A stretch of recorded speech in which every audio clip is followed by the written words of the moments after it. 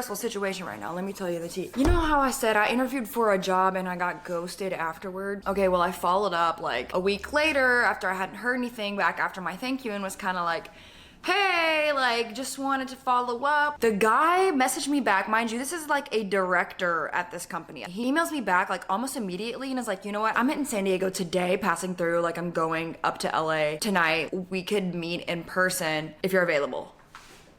Bro, what?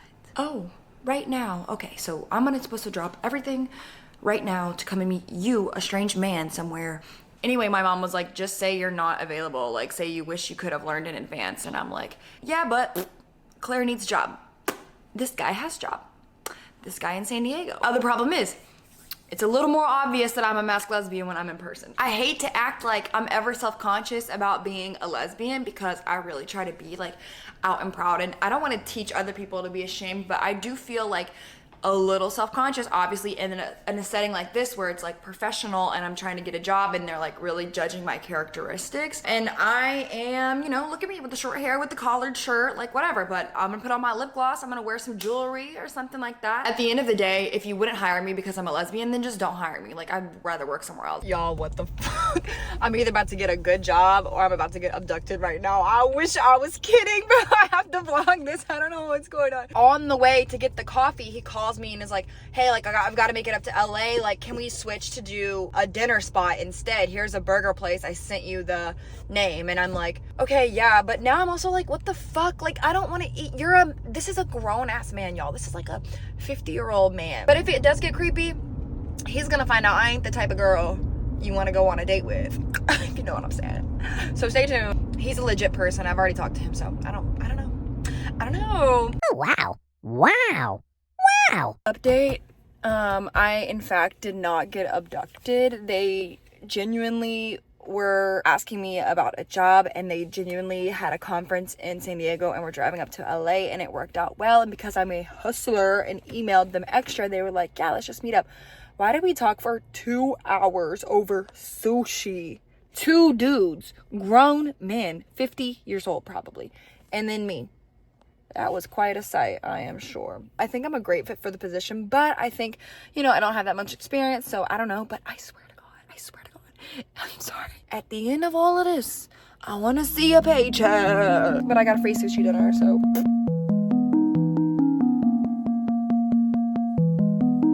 Nigga, one thing straight, fresh off beach, fresh off. You don't know me, you know me. That was 3 years ago, shot it, this the new me, I'm saying. When you first see me in a hoopty, now I whip a Benz with some braids and a cool fee, I'm saying. But I can't even function unless I chain smoke. Hopped about the function, so this chain broke. And they think he flexing with the same hoes. I get bitches by the bundles like it's bang bros. Work.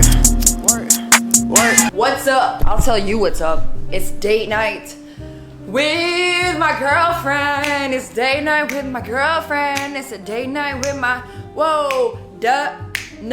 with my we're going to like this wine bar.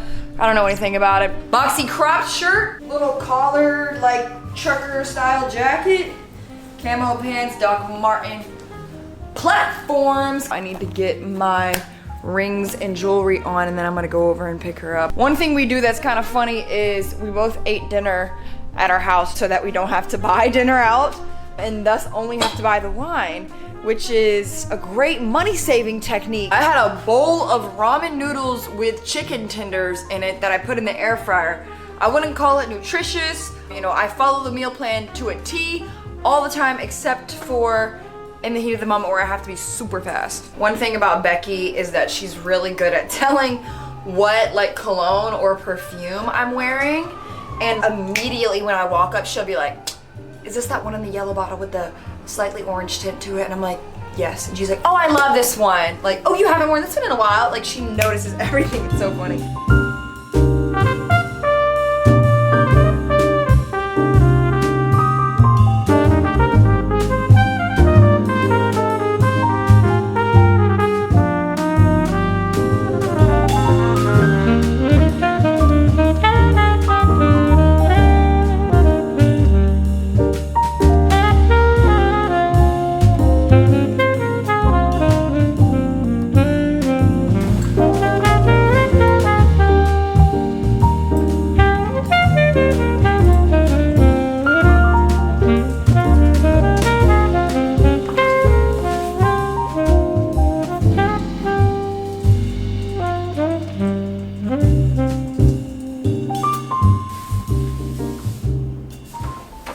Y'all, job application stuff is low-key draining the life out of me, taking the soul out of my body and spreading it so thin and then crushing it up and then spreading it. Yeah. This one that I'm filling out right now, I sent in an application for a position and they emailed me back. Thank God. Yay, woo! But they're like, okay, the next step is like a written interview. I'm like, okay, let's see. What are the questions? 35 questions, open-ended. I'm almost finished with it and it's resulted in 8 pages. I feel like I'm gonna send this in and it's gonna go into a black hole of an abyss and I'm never gonna hear back from these people despite like spending hours on this. There's nothing to do but to keep trying, but I'm just like, ugh, so I'm working on it in little spurts. But it's just like the feeling of reward in relation to the effort is not lining up, and that is super frustrating.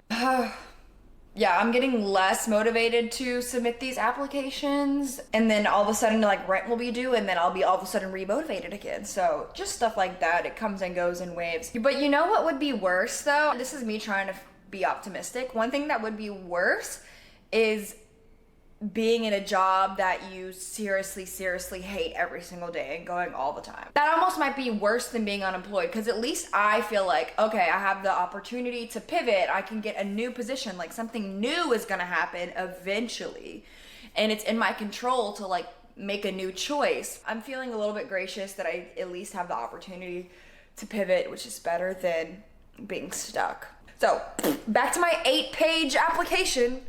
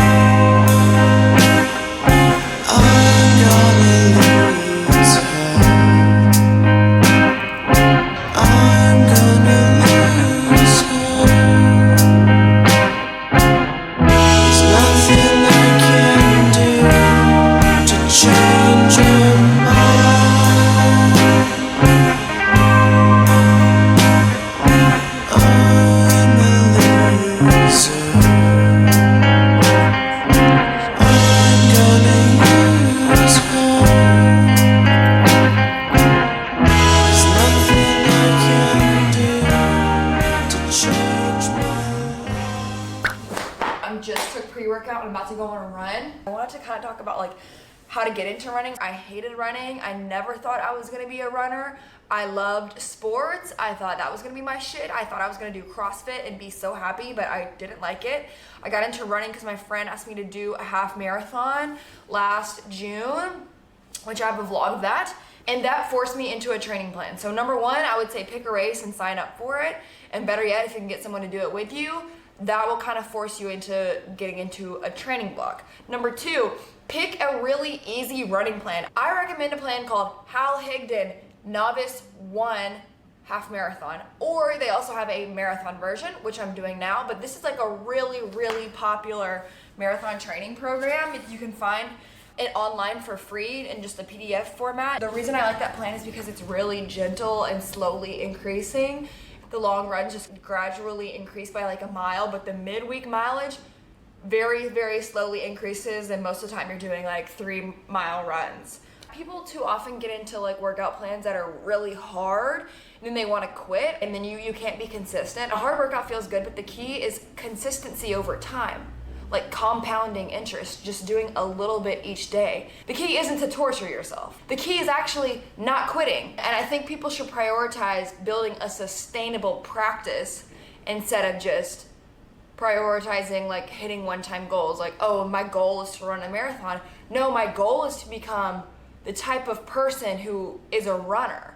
The training block is almost more important than the race. Like the training block, that's where you get the discipline. That's where you get the health benefits. Like, the race is just one day out of like a whole months of work. If this is your first race and you're not a runner, I would say allow yourself to run as slow as you want.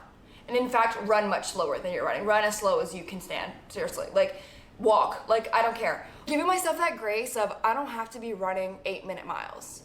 I can look on the internet, see what these influencers are doing, see what my friends run, and I don't have to compete with that. They don't even have to know what type of mile splits I run. No one cares, number one.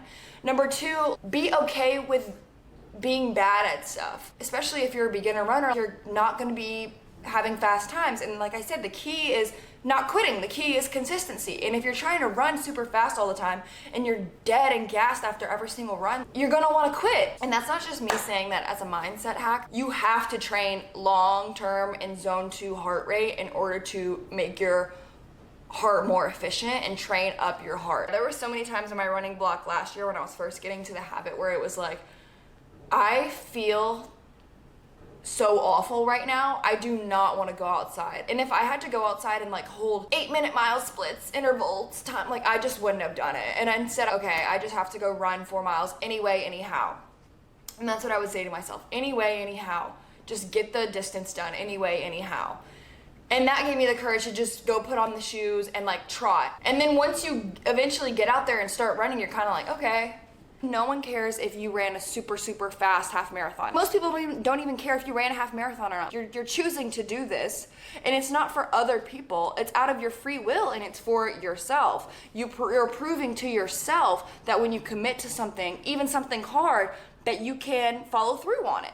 That's the kind of the mindset shift. So it's not that like, oh, I need to like use pure grit and determination and just tough ballsiness and just force myself through every training block and every run. No, the mindset is more like every day I'm showing up for myself. Why? Because I want to prove to myself when I set my intention on something, I will follow through on it. This allows you to like, one, build confidence with yourself. Like I feel safe with myself because I know when I commit to something, I will follow through on it. And that's not even to mention the fact like other benefits that I just started enjoying from running after getting into it that have nothing to do with what I mentioned before. Like it's just like a meditative state. You get to be outside. It's like I get great ideas during this time. I can listen to so many podcasts. Like I learned so many things. You get like a substantial feeling of progress as you go throughout each week, which makes you feel like you have control of your life. It builds self-confidence. La la la la la, A, B, C, D, E, F, G. That's my spiel. I'm running 4 miles today. I'll bring you guys with me, so. Oi. We're going about 2.5 miles, 9:54 pace, heart rate 138, which is super low, which is baller. That's the key. Heart rate low, stupid. Yeah, after this week, Wednesday run jumps from 4 miles up to 5, 5, 6, 6. So I'll need to wake up earlier so I can have more time to finish before 9 o'clock, where I like to get my work day started. An extra mile only takes like 10 extra minutes or so. So it's not that early, you know?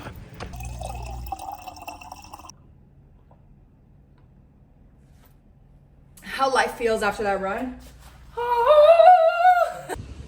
Hey. Hey. You think you can record? I'm supposed to be the one that records everything. I guess I'm recording you now. Uh-oh. Guys, Becky's starting her YouTube channel. Theoretically. Theoretically, we'll see. Okay, I'm running the show. How fun if we both had little videos, then we could record at the same time, and then we could edit at the same time, and then we could compete and see who's better. No, I'm kidding. But I kind of want to make my own little brand. Like, how fun would that be? Where are we? Oh. Good. We're at Mission Beach.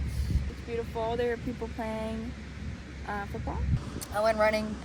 Becky click-clacked on the laptop, which is consisting of making her Christmas wish list. I made my Christmas wish list. Which her Adderall helped her finish. It's really great. Maybe I'll put that in. Multiple pages, Google Docs. We can share the link with you guys if you have any girls in your life looking for a holiday gift guide. Mm-hmm. And my birthday's coming up. Our birthday? Yes, we're 3 days apart. Thank you. Bye.